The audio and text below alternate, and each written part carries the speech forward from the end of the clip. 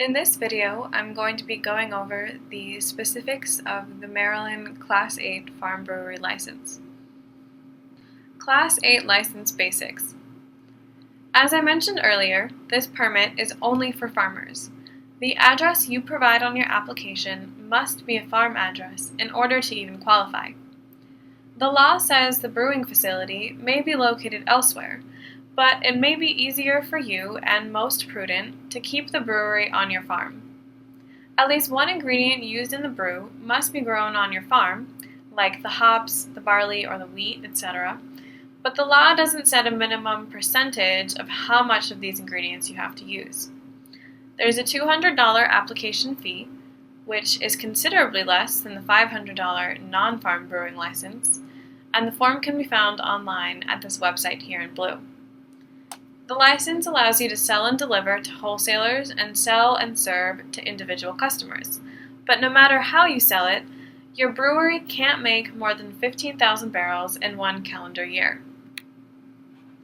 Service.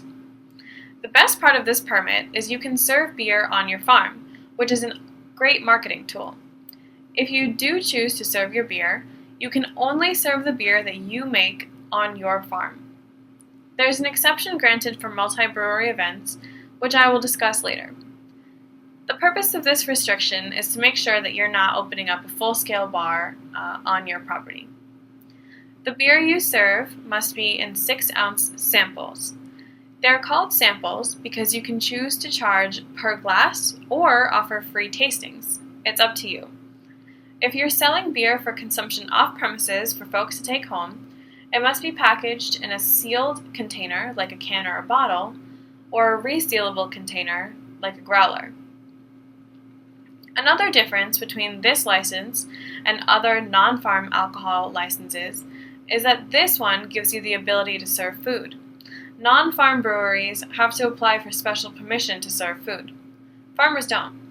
However, there is a list of approved foods that you can serve. The general idea is that the food you serve doesn't require much cooking and reheating or much silverware.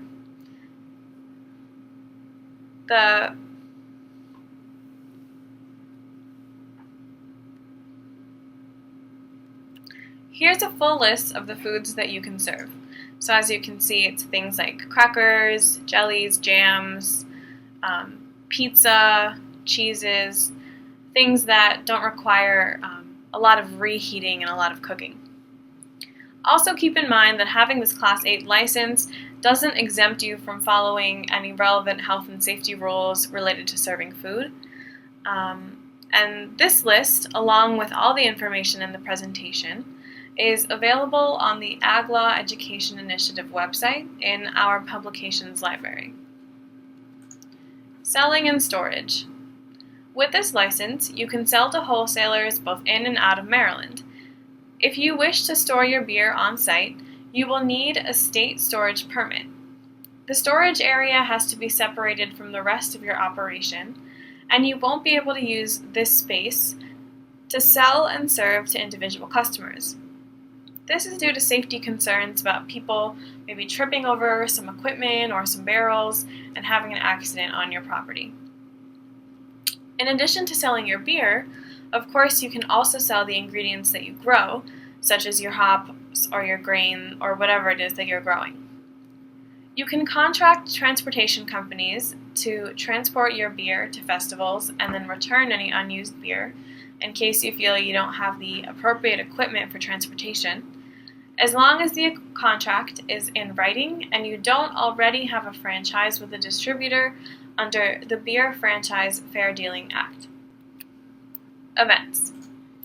One of the best ways to market your brewery and your product is to hold an on-site event. This could take the form of a festival or a tasting and maybe a seasonal or a holiday event. You can bring people onto your property and get them excited about your brewery, about your product, about you, let them know who you are, and really get them in touch with a local Maryland product. You'll need a special event permit from the State Comptroller's Office, which are available online. There's a $25 fee per permit, and you must get it 15 days before your planned event. The beer served at the event can only be served by the glass for consumption at the event.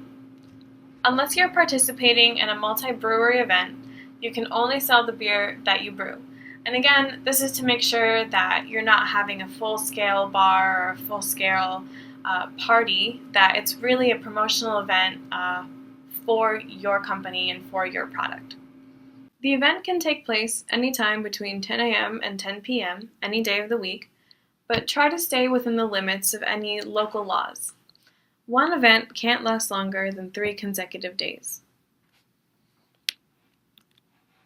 Multi-brewery events.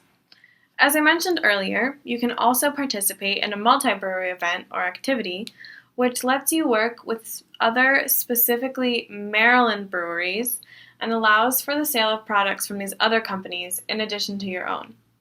And it is critical here that you can only work with other Maryland breweries with this type of multi-brewery event. Regardless of the time of this event, which again might be between 10 and 10, 7 days a week, you can't sell the beer for consumption off the brewery premises. This means the beer must be served by the glass. If you have an individual storage permit, you can store the beer from other brewers on site for the multi-brewery activity. Like individual special events, multi-brewery events can't last longer than 3 consecutive days.